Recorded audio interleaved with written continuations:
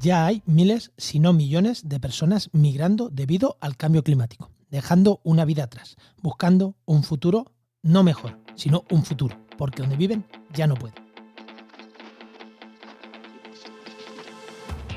Comienza Actualidad y Empleo Ambiental, un podcast de Juan María Arenas y Enoc Martínez.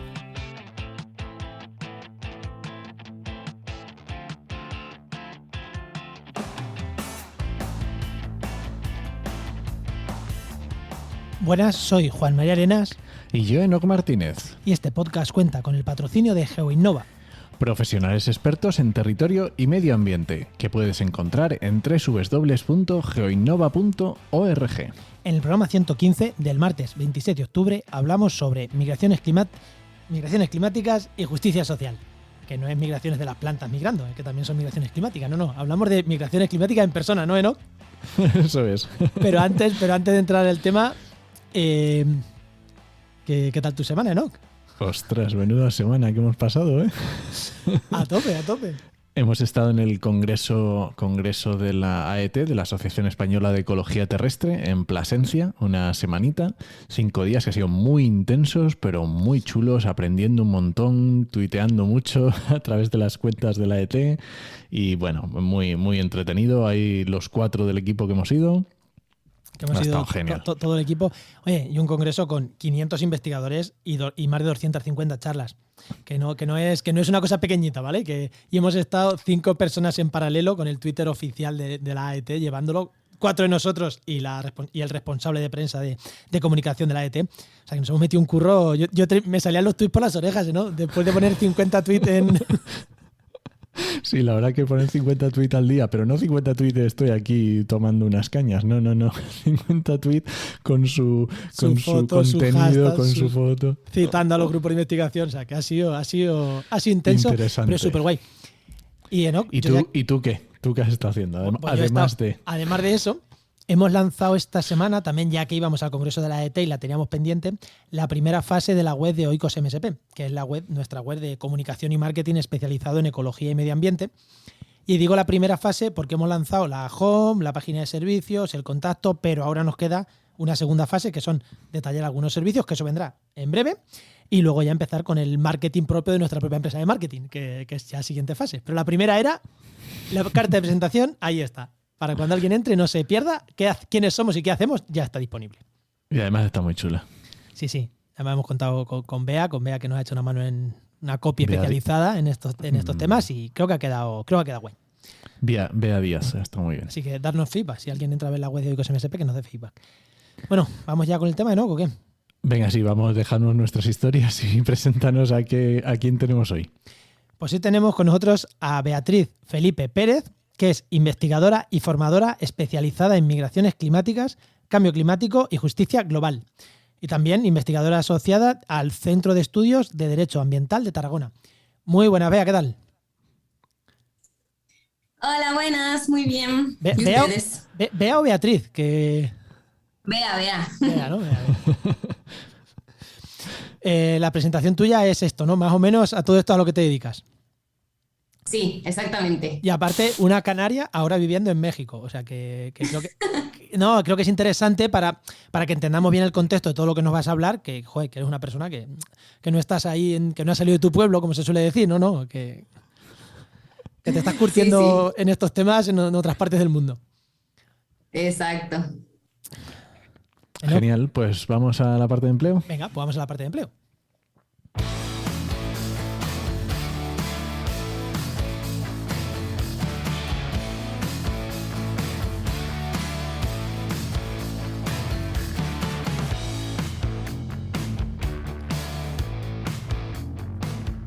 Bueno, ya sabéis que lo primero que hacemos, bueno, lo primero no, pero una de las primeras cosas que hacemos siempre en el podcast es el consejito de empleo que os trae Enoc Martínez, que ya sabéis que es el director de la web www.trabajamediambiente.com, la web de referencia de búsqueda de empleo en el sector ambiental. Y Enoc, ¿qué consejito damos esta semana?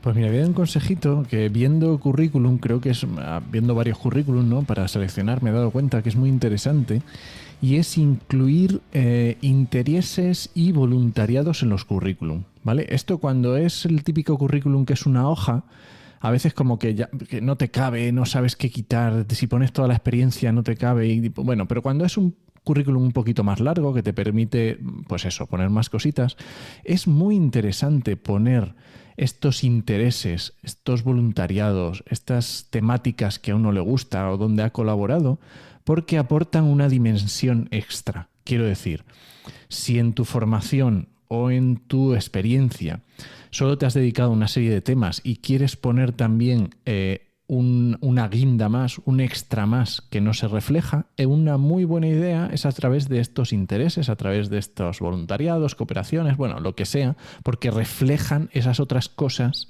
que con tu formación o con tu experiencia no van a entrar. Y creo que a veces está muy bien para determinados puestos, para aplicar a determinados puestos. Sí. Lo corroboras, ¿no? Sí, porque joder, cuando hemos lanzado ofertas de periodismo o de marketing para trabajar con nosotros, joder, que alguien te ponga intereses o voluntariado, pues colaboro con la Asociación Ecologista de mi pueblo, ¿vale? Tienes un máster en marketing, eres periodista, un máster en marketing, pero conoces un poquito el sector en el que vas a trabajar. Creo que eso viene muy bien. Efectivamente. Bueno, Bea, la pregunta que le hacemos a todos los invitados. Cuando eras pequeña, ¿qué querías ser de mayor y cómo has llegado hasta aquí? Hablando con mi familia el otro día justamente de esto, me decían que mi sueño era ser peluquera. Pero realmente yo recuerdo que una vez en el cole nos pidieron también que hiciéramos un dibujo de qué queríamos ser. Y recuerdo que yo dibujé ser guardabosques tipo el oso Yogi. Y me acuerdo pues que me dibujé a mí misma como por el bosque y eso creo que cuadra mucho más con lo que al final he acabado siendo que peluquera. Bueno, ¿y Sí, cómo, sí. ¿y cómo te decidiste para tirar por esta parte más ambiental? Pues todo empezó realmente, yo creo que de pequeña, pues con mi familia salíamos mucho a caminar y con sus amigos por las islas sobre todo.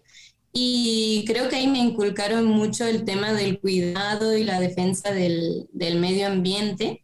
Y luego cuando llegué a bachillerato, pues yo quería hacer biología hasta que una profe me explicó que existía ciencias ambientales, que en Canarias no había cuando yo estaba acabando bachillerato. Entonces me dijo, hay ciencias ambientales, pero te tienes que ir fuera. Y yo dije, esta es la carrera de mis sueños, me voy. Y entonces, pues ya, me fui a hacer ciencias O sea, ambientales, me fui a Granada, viví muy bien. Y vamos a así. ver. Entonces te fuiste porque querías salir y dijiste ambientales como si hubiera tenido que ser técnico de caminos, ¿no? No, no fue así exactamente. Aunque me lo han dicho más de una vez. Hombre, es que Pero yéndose a sí, en cuanto Granada, descubrí es la... que... Ya. Descubrí el mejor sitio, ¿no? Pero sí, es que realmente cuando encontré que existía esa carrera, dije, esto es lo que más me gusta y si lo comparaba con biología, sabía que me gustaba mucho más irme y todo que quedarme haciendo biología. Entonces, pues hice la carrera, me gustó muchísimo y ahí fui encaminándome hacia más las ciencias y luego el derecho. ¿Y cuál fue los siguientes pasos una vez terminada la carrera? Pues después de la carrera hice un voluntariado justamente europeo en temas también ambientales, en Dinamarca, y de ahí ya yo sabía que quería hacer un máster, entonces quería hacer un máster en Derecho Ambiental y en ese entonces tampoco había tantos en España y me recomendaron mucho el de la Universidad Rovira y Virgili, entonces de Dinamarca me fui directamente a Tarragona y ahí es el máster en Derecho Ambiental. Qué bueno. Me gusta mucho esto. Una formación y después complementar lo que hemos dicho muchas veces, ¿no?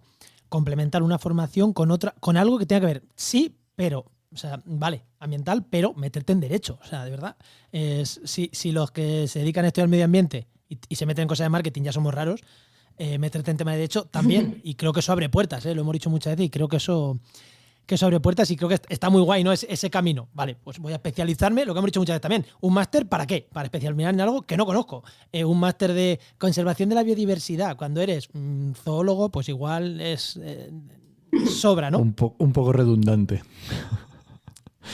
Pero es difícil también este cambio. También hay que visibilizar eso, que pasar de ciencias ambientales, aunque hice optativas de derecho, a un máster que era de Derecho, no es fácil, ¿no? Y realmente haces un esfuerzo doble o triple que Claro. personas que vienen ya del mundo del derecho. Pero sí, estuvo muy guay y bueno, luego me quedé haciendo el doctorado en Derecho, así que me gustaba. Hombre, si luego te cogiste y te hiciste un doctorado en Derecho, sí, gustar te tuvo que gustar. Muy bien. ¿Y cómo te metes de ahí en el tema este de justicia climática mezclado con cambio climático, migraciones climáticas?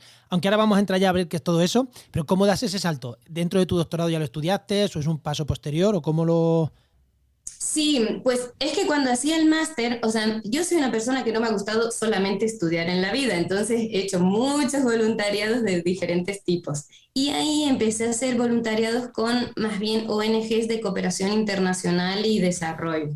Entonces, mezclé un poco en mi formación y en mi vida los temas más de protección ambiental, de derecho al medio ambiente, pero también con una visión más de justicia global, de responsabilidades compartidas pero diferenciadas. Hice otra estancia en Ecuador, ahí también conocí los impactos de la industria petrolera y todo eso pues me hizo ver como también dar el paso más allá de lo estrictamente ambiental a entenderlo más como que pues las personas y sobre todo las más vulnerabilizadas sufren casi igual los mismos impactos que el medio ambiente, ¿no? Del que formamos parte.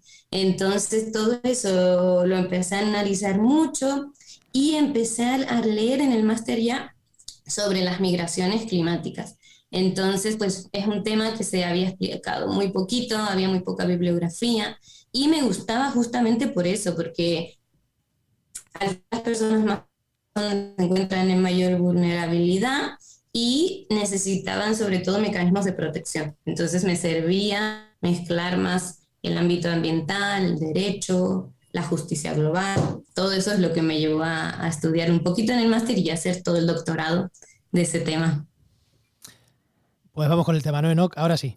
Ahora sí, venga, vete la música. Venga.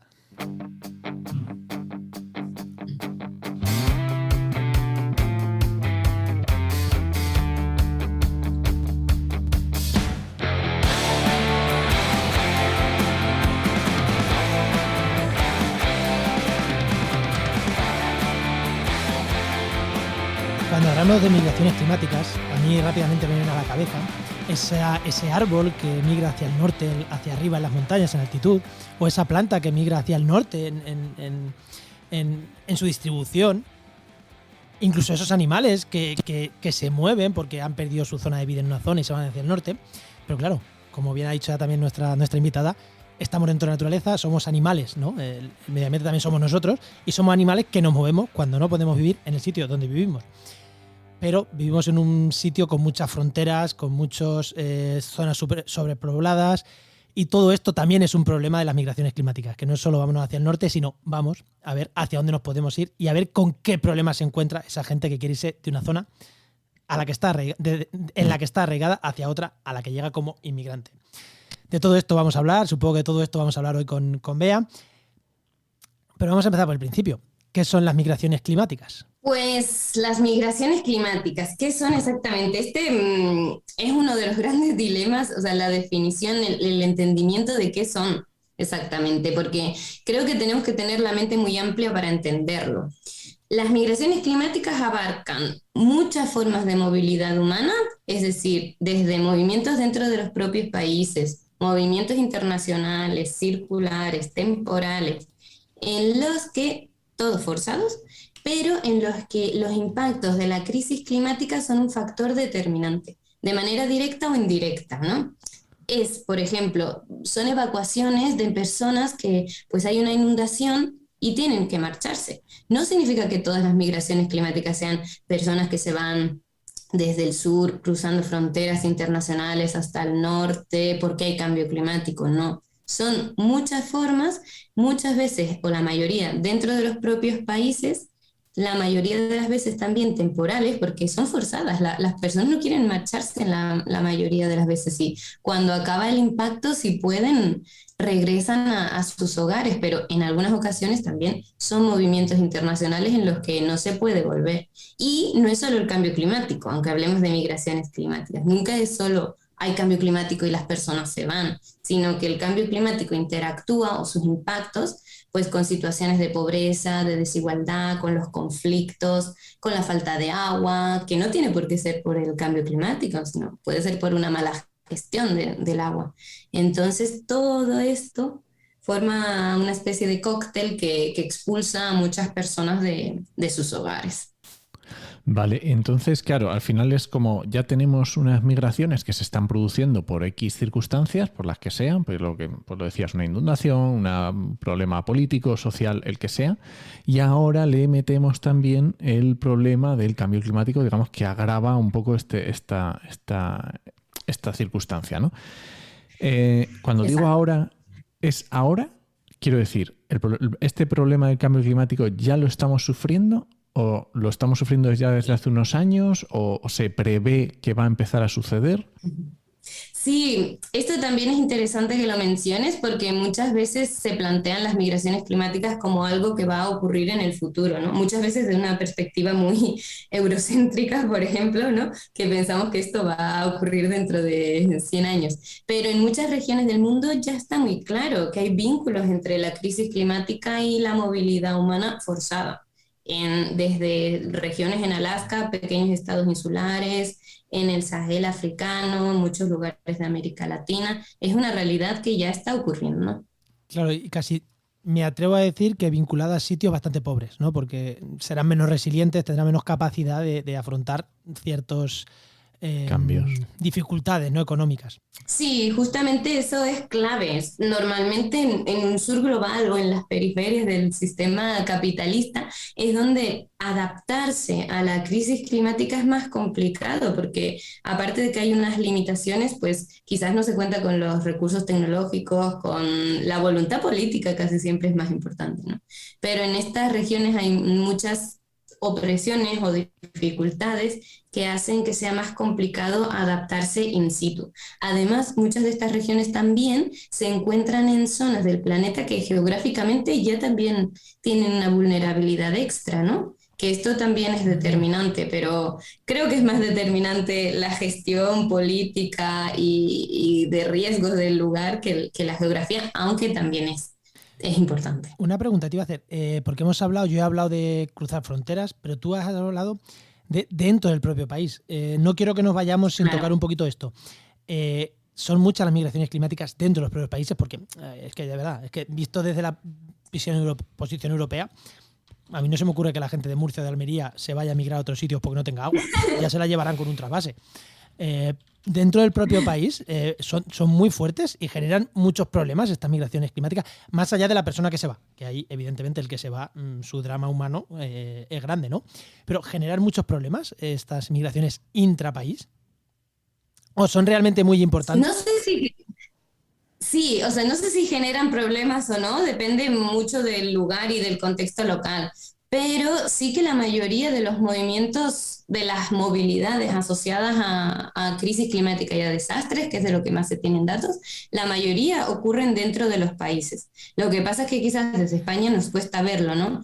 Pero en otros lugares del mundo, donde aparte también dentro de la cultura hay mucha más movilidad, que podría ser en países europeos, por ejemplo, pues sí que la mayoría, o sea, si vemos cifras globales, la mayoría ocurren dentro de los países. Claro, ahí son los propios estados los que tienen la responsabilidad de proteger a su ciudadanía. Y ahí hay problemas también, porque algunos quizás no es su interés prioritario y algunos simplemente no pueden, porque hay otras cosas a las que les tienen que hacer más caso o no está en su agenda política. Entonces, pues también es complicado. Claro, y bueno, entiendo que si estamos hablando de cambio climático, pero bueno, es solo un factor más, que esto va a ir a más, Quiero decir, estas migraciones climáticas a día de hoy ya nos dices que están existiendo, pero claro, esto entiendo que no sé si va a ir a más o va a ir a muchísimo más. Quiero decir, ¿cómo de grande va a ser este problema? Ese es otro de los grandes temas, ¿no? Relacionado con las cifras y pues las proyecciones de millones y millones y millones de personas migrando por el cambio Oye, climático. si A quieres ver, si quieres dar alguna cifra ahí de estas grandilocuentes, de estas que asustan, la puedes dar, ¿eh? No nos vamos a enfadar. no, porque yo estoy totalmente en contra de esas grandes cifras y de abordarlo desde una perspectiva súper alarmista. Entonces prefiero, si puede ser, no citar a estas grandes instituciones que hablan de tantos millones de personas.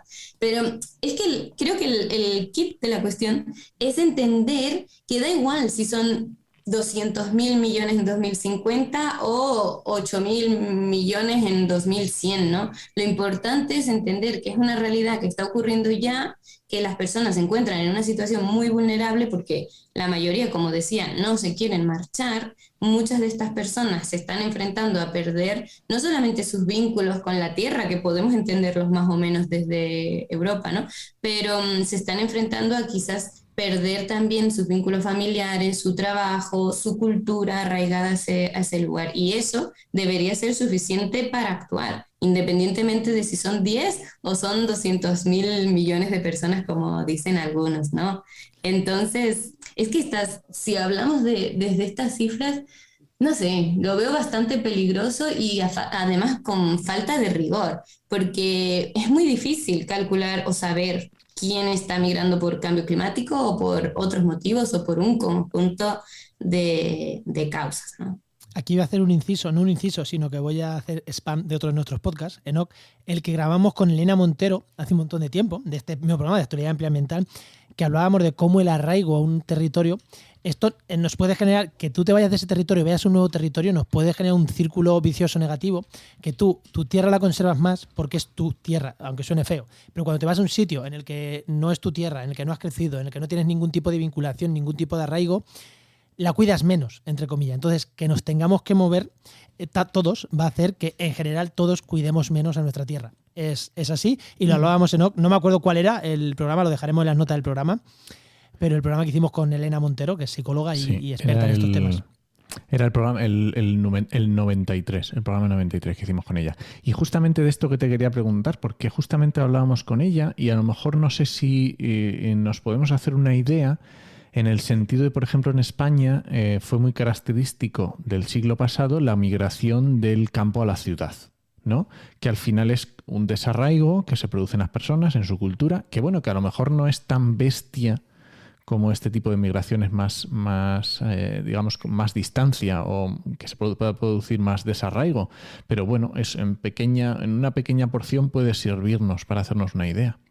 Sí, exacto. O sea, muchas de estas migraciones al final en países, por ejemplo, como en Bangladesh, se ve muy claramente que son movimientos desde zonas más rurales, más cercanas a la tierra y más dependientes directamente de los recursos y que se están yendo muchas hacia la capital, hacia Dhaka. Que esto luego tiene otros problemas como Claro. es vivir en una megaciudad que quizás no está preparada y que a su vez también tiene muchos impactos climáticos. Con lo cual se forma también un círculo vicioso complicado, pero sí, justamente ese es un tema.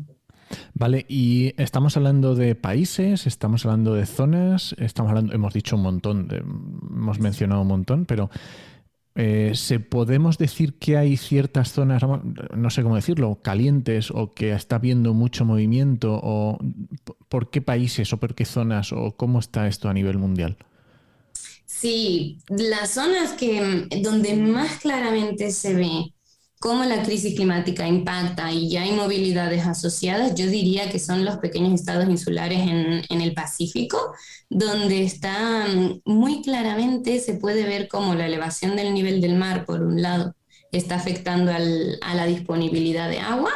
Y además también hay tormentas mucho más intensas y frecuentes, que en ocasiones hasta inundan toda la isla. En muchos casos ya ha pasado. Entonces ahí ya hay Fiji, Tuvalu, Kiribati, todos estos países ya están desarrollando políticas, ya están reubicando a las poblaciones dentro de las islas para poder hacer frente a estos impactos. Entonces, creo que ese es el lugar que podríamos decir es donde se ve más claro lo que está pasando y que podrá pasar en otros lugares, ¿no? Son muy vulnerables. Joder, yo hubiera pensado más los países a lo mejor de África, el África más subsahariana, África, bueno, subsahariana no tanto, sino las zonas más secas de África o incluso el éxodo ciudad-campo en toda la zona del sudeste asiático. Pero no hubiera dicho las islas, ¿eh? Pero claro, es verdad que, joder, Sí. claro, es que son islas que tienen 4 metros de altura, literalmente. Entonces, Claro. Sí, joder, o sea, en los otros casos también, ¿no? En los que comentas, lo que pasa es que en estos casi siempre hay muchos más factores también muy importantes, como puede haber, pues, hay más situaciones de pobreza, quizás más desigualdades, conflictos, ¿no? Y ahí sí que impacta el cambio climático, sí que es importante, pero es más difícil desligarlo. Sin embargo, en las pequeñas islas es que está muy claro. Es un impacto que sí, que también en algunas hay sobrepoblación, en algunas también hay problemas con la gestión de residuos, pero yo creo que ahí está, se ve mucho, es muy visible cómo la crisis climática es clara, porque seguramente si no la hubiera, no tendrían que marcharse o no estarían reubicarse a pesar de los otros problemas. ¿y cómo se está afrontando esto desde estos países? Porque ahí sí que hablamos de migraciones intrapaís, o sea, ahí no cruzan fronteras en teoría. ¿Cómo se está gestionando esto? No sé, ¿cómo se gestiona? Pues, a ver, yo creo que países como Fiji o Tuvalu están haciendo mucho, están desarrollando sus propias políticas de desplazamiento, de reubicación, ¿no? Creo que se están moviendo muchísimo. Y luego también cuando pueden ir a las COP y cuando pueden reivindicar en panoramas más de la comunidad internacional, están luchando mucho porque haya estrategias para la adaptación in situ, porque los países enriquecidos que más han contaminado, pues financien mucho más para que no tengan que marcharse. Todavía, aunque saben que la situación es complicada y que en los próximos años va a ser seguramente peor, pues su intención es, en la medida de lo posible, quedarse en sus islas. Entonces están intentando luchar mucho, intentar pues que haya instrumentos de apoyo financiero por parte de los estados enriquecidos para poder adaptarse in situ. Yo creo que están haciendo lo que pueden y bastante, teniendo en cuenta que no han contribuido casi nada a esta crisis climática que les está expulsando. Claro, es que aquí has tocado un punto que es muy, muy interesante, que son las responsabilidades. Porque, claro, ¿quién es responsable de producir el problema y quién es el responsable de solucionarlo? Porque si estamos hablando de un mismo país claro, estamos hablando de un problema que afecta a nivel global. Entonces, ¿cómo se hace esto? ¿Cómo nos ponemos de acuerdo? ¿Cómo se consigue esto? Pues es muy complicado. Es muy complicado porque hay intereses geopolíticos, los estados que más han contaminado no son los más afectados, con lo cual no lo ponen en el centro de sus políticas, ni globales ni locales. Y bueno, aunque todo el marco del jurídico del cambio climático está basado en esto, la Convención Marco, Acuerdo de París, Kioto, es complicado porque aparte no tienen el mismo poder en las negociaciones muchas veces. Ahora en la COP se está viendo cómo los países del sur global les está costando muchísimo más asistir y poder estar en persona en esas negociaciones tan importantes. Claro, solamente estamos hablando de que les cuesta ir. Claro. No ya el hablar. O sea, es que es alucinante. Exacto. Oye, pues ya que nos hemos movido a tema internacional, voy a volver yo, como dicen eso, vuelve el perico al torno, no vuelve la burra al torno, no sé cómo es el dicho. Voy a volver a insistir.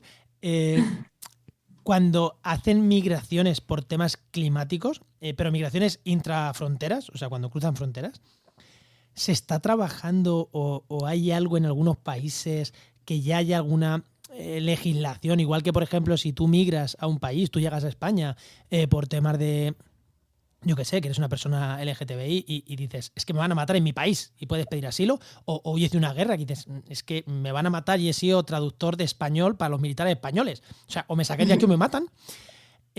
eso ya lo contempla la legislación internacional y puedes pedir pues asilo político, ¿no? ¿Hay algo de asilo climático? ¿Hay alguna legislación o algo que se esté hablando? Ya sé que me vas a decir que no, pero no sé, quiero creer que alguien se está moviendo, alguien está planteando algo para... ¿Hay algo ahí? ¿En algún sitio? Algo se está empezando a mover, pero no sé si hay que poner siempre el foco en este tema, ¿no? Porque al final, como les decía, la mayoría de las migraciones climáticas están ocurriendo dentro de los estados, ¿no? Y quizás hay que buscar mecanismos jurídicos de protección y de responsabilidad para la mayoría de las personas. Pero sí que es verdad que hay casos internacionales, ¿no? Y que su situación muchas veces es tan grave como la de una persona, como tú decías, que solicita asilo por razones políticas, de raza, de religión, ¿no? ¿Cuál es el problema? Pues que ese marco jurídico, la piedra angular, que es la Convención de Ginebra, es del 51. Ahí la crisis climática no era, este año justo cumple los 70 años, ¿no? La crisis climática no era importante. Realmente se hizo mucho porque estaba, pues, las consecuencias de la guerra, afectó mucho a Europa. Bueno, pues se creó este marco de asilo internacional en una realidad muy diferente. En la realidad de 2021, donde vemos que la crisis climática es muy importante y sí que hay personas que se marchan de sus países y la situación es muy grave como otras, pues todavía no se ha avanzado, como tú decías, todavía hay un vacío jurídico general en el que caen estas personas que al final pues acaban siendo en una situación migratoria irregular, pero como otras personas también que están huyendo de otros fenómenos, ¿no? Como puede ser de situaciones de pobreza o porque se dedicaban a la pesca y ya no hay peces, ¿no? Entonces, es un tema complicado, pero sí que se está avanzando. Por ejemplo, en empezar a entender, es complicado, ¿eh? Pero en empezar a entender que el derecho a la vida se ve vulnerado por la crisis climática y que poco a poco se puede activar el principio de no devolución para no hacer que personas que ya se han tenido que ir no tengan que volver a sus estados y ven su vida peligrar. Pero esto va súper lento y yo creo que dadas las circunstancias y el panorama global en el que estamos, no hay que esperar a que esto se llegue a interpretar así, ¿no? Que hay que buscar acciones mucho más rápidas y eficientes. Y no sé si se entendió. Sí, sí, yo creo que se entiende, sí. Y además, estas acciones que te refieres, porque nos has hablado un poco de esa parte de las islas del Pacífico, que bueno, que están ayudando un poco a este... ¿Qué estrategias de adaptación por los países o por las zonas receptoras o por, bueno, quien esté sufriendo, qué estrategias estás viendo tú o que te hayan gustado o que te hayan llamado la atención o que veas que ese es el camino, que hay que insistir? ¿Cómo lo ves tú esas posibilidades de solución o no sé cómo llamarlo? Pues, a ver, desde la utopía, yo creo que hay un montón de normativas de todo tipo para todas las formas de migración voluntaria, entre comillas, y forzada, que no haría falta cambiarlas, simplemente se podrían interpretar en el siglo XXI, en 2021, entendiendo que ya las migraciones también ocurren por causas climáticas, ¿no? Pero más concretamente, quizás a mí una estrategia que me parece adecuada es establecer convenios migratorios entre países más afectados o más vulnerables a la crisis climática y otros estados enriquecidos que tienen una responsabilidad climática muy fuerte y que podrían aceptar a las personas que voluntariamente quisieran irse a esos estados para tener una vida mejor, ¿no? Ya en Australia y Nueva Zelanda hay algunos este tipo de acuerdos migratorios. Lo que pasa es que no son por causas climáticas, ¿no? Y a veces, pues, muchas veces son una especie de win-win en la que solamente, o sea, los estados enriquecidos también se están beneficiando de mano de obra, ¿no? Pero esto se podría hacer desde una perspectiva más solidaria y mucho más basada en la justicia climática y establecer este tipo de acuerdos en los que pues son personas formadas, son personas también quizás que pueden aportar bastante al país en el que van y por ahí lo vería una estrategia útil y siempre junto con otras desde lo humanitario y desde la solidaridad, ¿no? porque no puede ser simplemente que voy a coger como país enriquecido a quien yo quiero, sino también hay personas que quizás no están en edad de trabajar o no saben el idioma, y por motivos humanitarios también se les debería dar un permiso de residencia, ¿no? Utópico, tú bien lo has Sí, dicho. claro. Lo que yo estaba pensando es, Ya. claro, cómo afrontan, o sea, te quiero decir, desde un punto, nosotros lo vemos clarísimo. O sea, los tres estamos aquí y nos parece lo más lógico del mundo. Pero ¿cómo conseguimos convencer? Y no digo ya a los gobiernos, porque puede haber gobiernos que tengan muy buenas intenciones, pero claro, los gobiernos necesitan a gente que les vote y que refrende sus decisiones. Entonces, ¿cómo conseguir no sé si comunicación, educación o cómo hacerlo para conseguir llegar a que esto sea una realidad? Porque sinceramente, hombre, nosotros vemos desde la parte europea y vemos un alza muy grande de partidos nacionalistas, de partidos más de derecha política, que precisamente no les veo yo muy por la labor. Entonces, ¿cómo conseguimos hacer esto una realidad? Mira, antes de que pregunte, me ha gustado. Ibas a decir extrema derecha y ha dicho derecha, a secas. O sea, Sí, sí, es complicadísimo, más allá de lo utópico y más con este panorama político pues en la Unión Europea, en Estados Unidos, aunque sea un poco mejor, tampoco se está avanzando suficiente. Yo creo que hace falta mucho más, pues no lo sé, concienciación, educación ciudadana desde el entender la realidad de las migraciones, desde el entender las responsabilidades de los vínculos entre lo que hacemos en el norte global y cómo afecta a otras naciones del sur, ¿no? Y desde los medios de comunicación, las ONGs, pues las escuelas y por ahí ir avanzando, pero hace falta hacerlo mucho más rápido y más intensamente de lo que se está haciendo hasta ahora. Claro, porque en esto Complicado. yo pienso en los derechos de emisión, ¿no? Que es famoso mercado de derechos de emisión en el que se ha intentado, que no sé si realmente se ha conseguido, pero darle un valor a esta contaminación que hay países que hacen o empresas que hacen y otros que no. Pero claro, aquí estamos hablando de personas. Esto no es un mercado, es que esto es muchísimo más complejo y no sé cómo narices hacerlo, o sea, es algo complicadísimo. Bueno, pues Sí, sí, es muy complicado, la verdad. O sea, de hecho, a estas propuestas de hacer visados humanitarios por motivos climáticos, y sobre todo más la que yo misma estaba defendiendo, pues la crítica es esa justamente, que son personas que muchas no se querrán ir, a pesar de que sepan que hay este impacto climático, muchas no querrán irse al estado quizás que las acepta, ¿no? Pero algunas sí, digo yo, y podrían, este ejemplo, por ejemplo, o sea, el caso de la PAC en Australia y Kiribati y otros estados insulares, funciona más o menos bien. Cada año hay unas 200 plazas para personas de estas islas que pueden, sí, cuentan con unos requisitos que también hay que revisar, ¿no? Pero si hablan inglés y tienen un trabajo, o sea, tienen cierta formación, pues Australia y Nueva Zelanda les ofrece un trabajo allí y permanecer determinado tiempo, pero lo pueden ir alargando. O sea, no es la panacea, es complicado, es injusto, pero qué sé yo, por ir pensando algunas maneras. que no vengan los pobres. Claro, ese es el problema y por eso decía justamente que se tiene que combinar con otras más humanitarias, ¿no? Porque ahí pues los abuelos y las abuelas no las aceptan.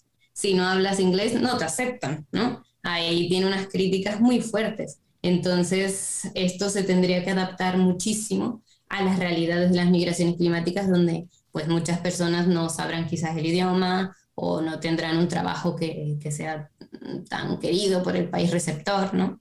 Tiene que combinarse. Yo lo que creo y lo que defendía en mi tesis es que hace falta muchas acciones, ¿no? No solamente centrarnos en Ginebra, no solamente en los visados humanitarios, no solamente en estos acuerdos migratorios, sino hay que hacer lo que yo lo llamaba un puzzle de protección, que era hacer medidas en todos los niveles, desde lo local hasta lo internacional, que entre todas, salvando todas las dificultades que cada una particularmente puedan tener, consigan generar una especie de marco de gobernanza global en la que se proteja a estas personas.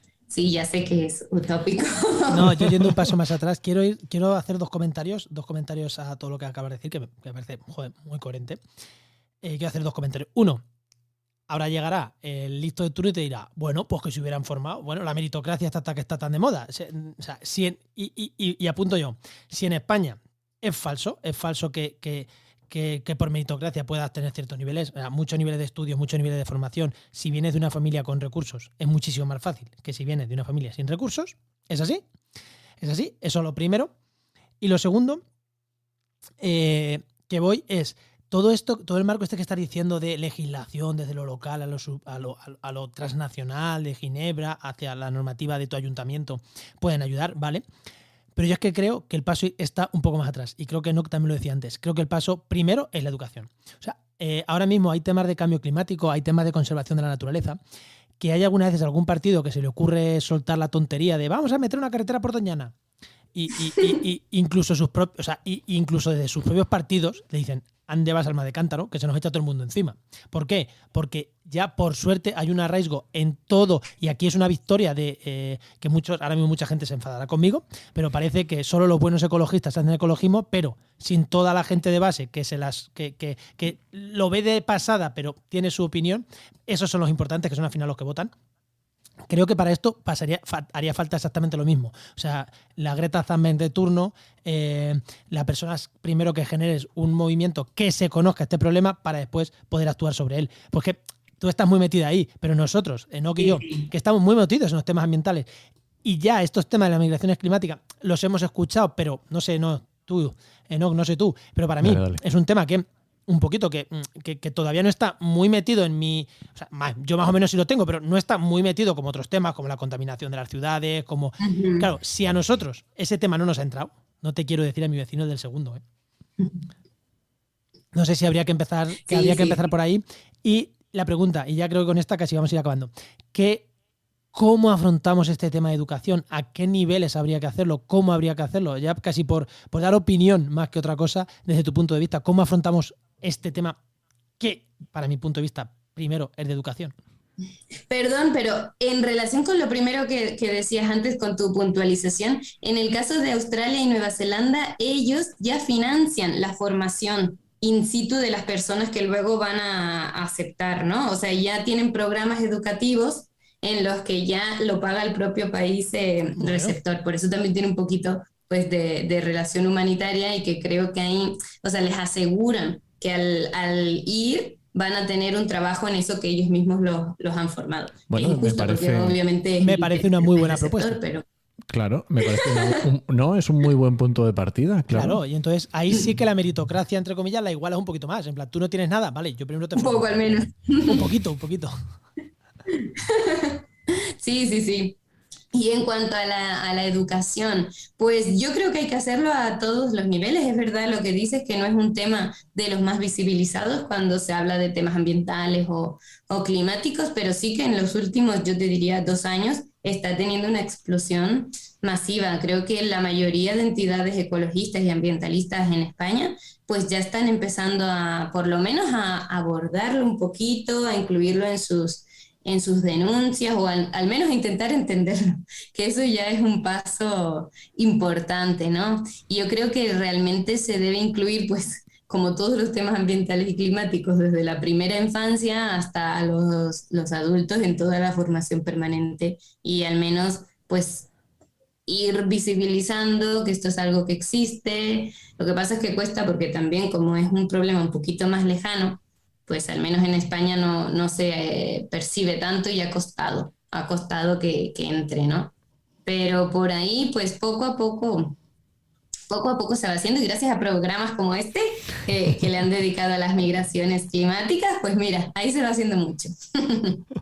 Vale, y para terminar, Bea, ¿cómo ves la perspectiva de estas migraciones climáticas un poco a futuros? ¿Qué retos, cómo estás viendo ya semillas de cosas interesantes, o lo ves que va muy despacio? ¿Cómo lo percibes tú para el futuro? Pues, a ver, creo que va muy despacio, al menos en mi vida yo lo he percibido. Pues yo llevo desde 2010 o así trabajando este tema. y hasta 2021 no se ha empezado, realmente diría que 2020-2021 es cuando ha habido un boom, ¿no? Pero imagínense que ahora se empieza a conocer mucho más esta problemática, y imagínense a nivel político o a nivel jurídico lo que va a tardar realmente, ¿no? En dar los pasos importantes para una realidad que, como decíamos, ya está ocurriendo.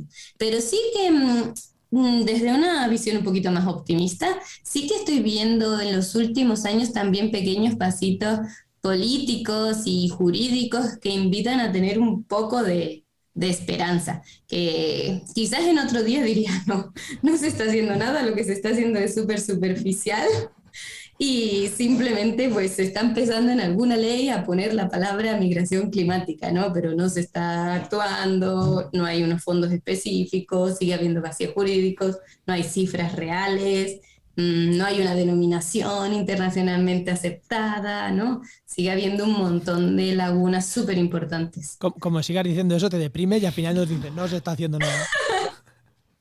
Pero en todos esos pequeños pasitos, justamente en noviembre publicaremos un informe con ECODES de esos pequeños pasitos que se están dando, invitando a la esperanza y a verlo pues desde una perspectiva mucho más pues de pasos hacia adelante y no quedarnos solo en lo que acabo de decir justamente.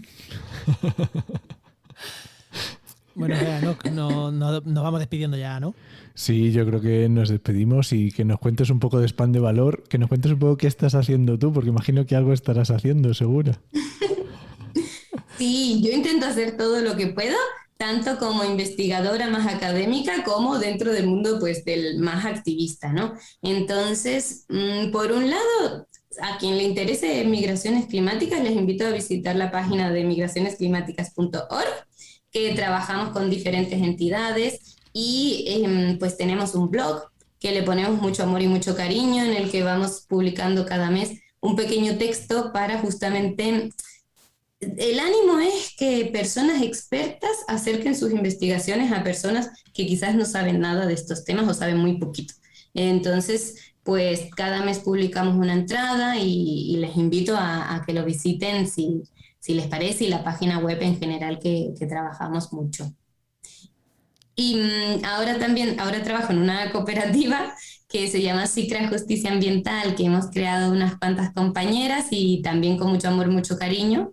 Y tenemos diferentes temas de investigación, de formación, pero en mi caso, pues más al que me dedico es migraciones climáticas, pero abordamos otros, como pobreza energética, derecho humano al agua, pueblos indígenas, y bueno, ahí vamos luchando.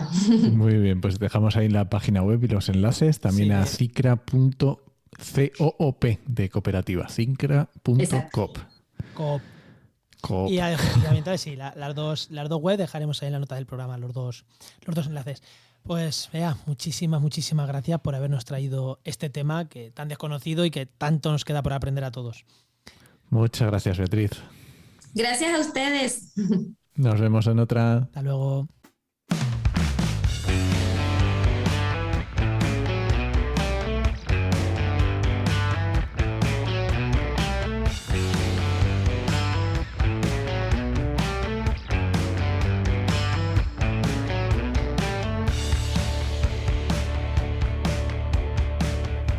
Bueno, pues vamos ya con la sección de GeoInnova, que tenemos por aquí a Luis Quesada, que ya sabéis, director de GeoInnova. Y muy buenas, Luis. Muy buenas. Hola, muy buenas, ¿qué tal? Oye, hoy ya por fin no, hoy cambiamos otra vez de tercio, que los últimos programas han sido todos relacionados con evaluación de impacto ambiental y cosas así, y hoy volvemos a los mapas, ¿no? Enoch, ¿de qué vamos a hablar hoy? Al turrón cartográfico. Ahí.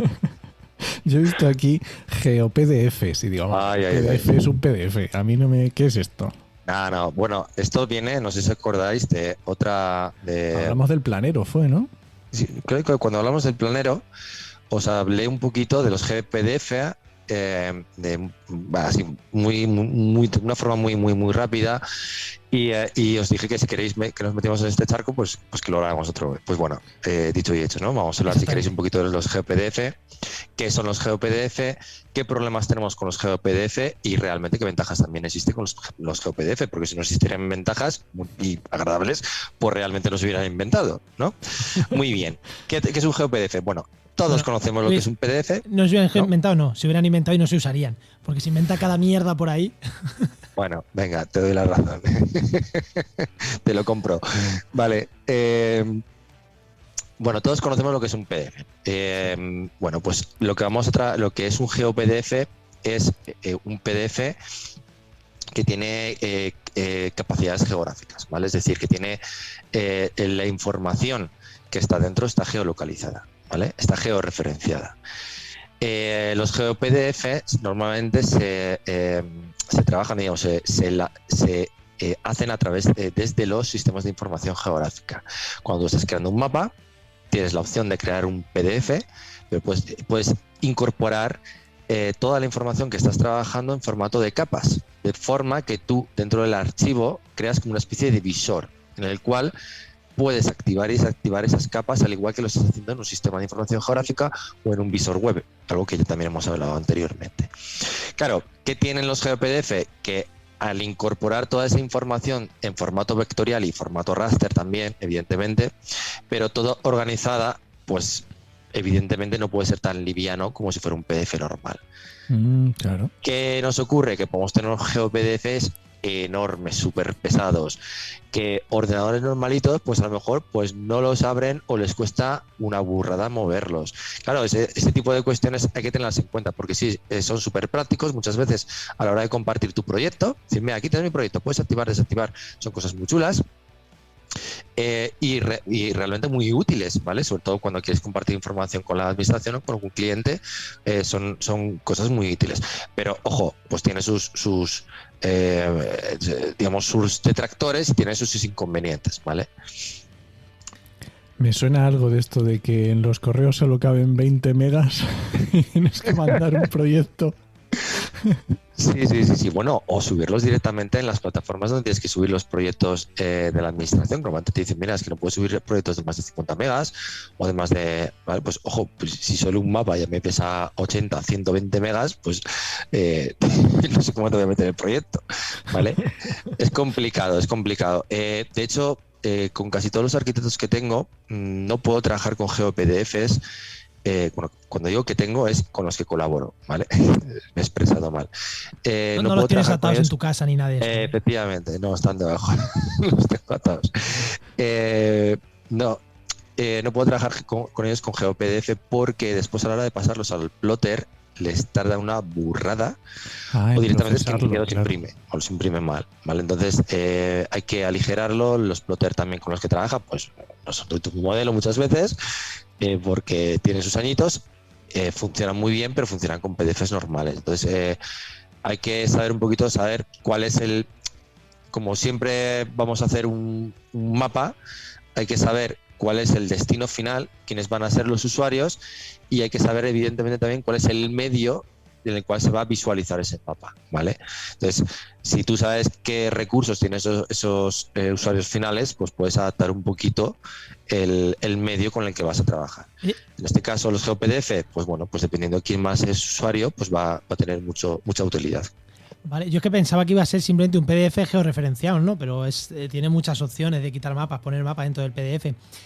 De hecho puedes, como he comentado antes, tiene capacidades geográficas, es decir, tú puedes hacer mediciones también dentro de los GeoPDFs, o puedes hacer distancias. Claro, porque al final está georreferenciado el propio, por ejemplo, Adobe, ¿vale? Hablando de uno privado, pues te permite medir, ¿vale? Dado que tú ya eso está georreferenciado, te permite medir en base al mapa, ¿vale? A tomar distancias, cosas que normalmente pues los ves en un visor web. Claro, que sería como un visor web, pero en formato PDF, o sea, portable, algo así. Algo así, bueno, por simplificar mucho. Algo así. Un visor web, sabéis que es algo que pesa mucho, que tiene Es decir, es una herramienta que puede ser simplemente como visor, pues también puede tirar más hacia temas de análisis, pero evidentemente eso solo se puede manejar, o eso solo se puede hacer a través de navegadores. Esto ya lo hablamos en su momento, Sí. ¿vale? Sí. También puedes tener un visor web interno dentro de tu propia organización, pero el acceso siempre va a ser a través de navegadores, ¿vale? El archivo GeoPDF lo que te permite es tener esa información dentro de un propio archivo, ¿vale? Claro, toda la información ahí condensada. Efectivamente, voy a crear un mapa temático, tengo toda la información aquí condensada en formato vectorial, en formato raster, lo tengo que condensar. Claro, evidentemente eso tiene su peso, ¿vale? Ya, Claro, evidentemente. ¿Cuánto, Es algo muy útil, pero tiene su peso y hay que saber un poquito dónde lo vas a colgar. ¿Cuánto Vale. puede pesar un archivo de estos así normalito, los que vosotros hagáis? Que no sea una locura de... A ver, pueden ir desde los, no sé, depende del espacio Sí. que estés representando. Si tú estás representando un espacio muy pequeñito, la información geográfica que te va a caer ahí es muy poca. Muy poco, sí, pero normalmente, algo un ¿vale? proyecto normal, lo que podría ser Pues un de un proyecto... plan general que estemos llevando, Eso. por ejemplo, pues se te puede ir desde los 60 megas a los 200 y pico, como te descuides, tranquilamente. Mira, bueno, tampoco, Claro, todo depende de las capas que tú le metas de información. tampoco al me parece GeoPDF. tanto, 200 megas tampoco me parece... Sí, pero si Hombre. tienes en cuenta que va con un proyecto, que todo el proyecto, quiero decir, la redacción son 15 megas. Claro, por Claro. ejemplo, ¿vale? Y que solo es un plano. A ver, normalmente ahí tú lo que haces es meter, es como los, por ejemplo, cuando compartes archivos cartográficos para ir de SIG a SIG, ¿vale? Existen herramientas o existen archivos también que te permiten hacer compartir el proyecto completo, ¿vale? Como un único archivo, no como múltiples archivos, ¿vale? De subcarpetas, Sí, sí, sí, sí. etcétera. Por ejemplo, ArcGIS tiene Map Package, ¿vale? Entonces, lo que te permite es, solo con un único archivo está todo congregado. Esto sería lo mismo, pero en un PDF. pero para que puedas verlo sin tener un SIG, sin ser usuario de SIG, ¿vale? Con tener unas mínimas nociones de trabajar con Google Earth o cualquier visor ya cartográfico que te puedas encontrar Ya, en el IGN, en cualquier sitio, y de las autonomías, tú ya más o menos sabes manejar todo eso. Claro, el paso, por ejemplo, que tenemos entre este archivo cartográfico y un visor web estaría el planero web, ¿vale? Que es algo parecido, pero desde un acceso a un navegador. Pues genial. De nuevo he aprendido bastantes cosas, así que Luis, gracias por la clase. Muchas gracias, Luis. Muchas Venga. gracias, Luis. Hasta la próxima. Bueno, recuerda que esta sección te llega a nuestro patrocinador, a GeoInnova, Profesionales expertos en territorio y medio ambiente. y que puedes encontrar en www.geoinnova.org.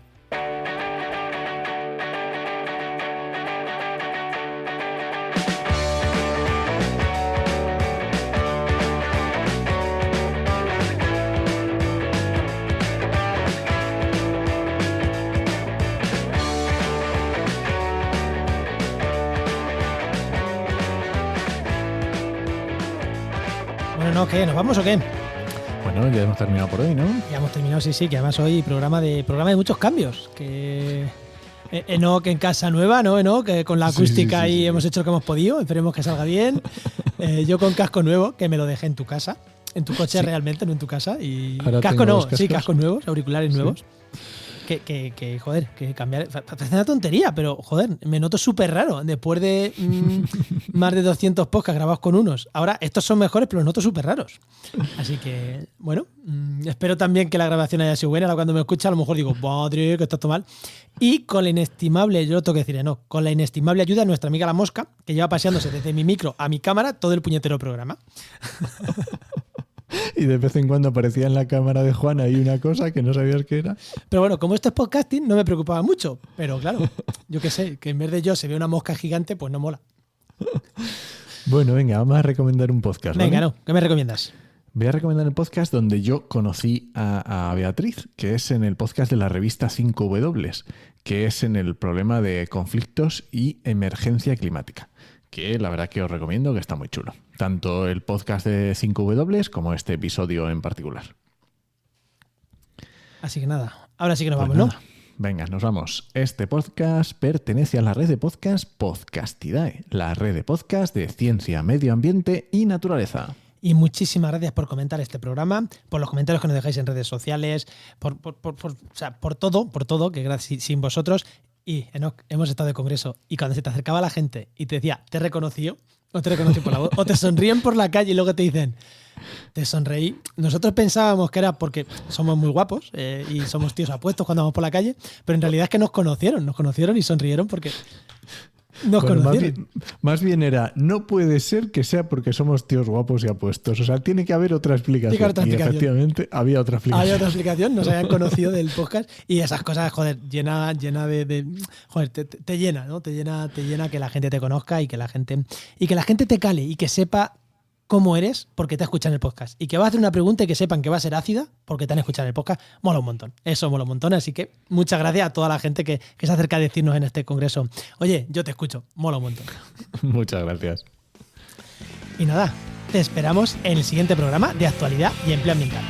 Nos escuchamos. Adiós.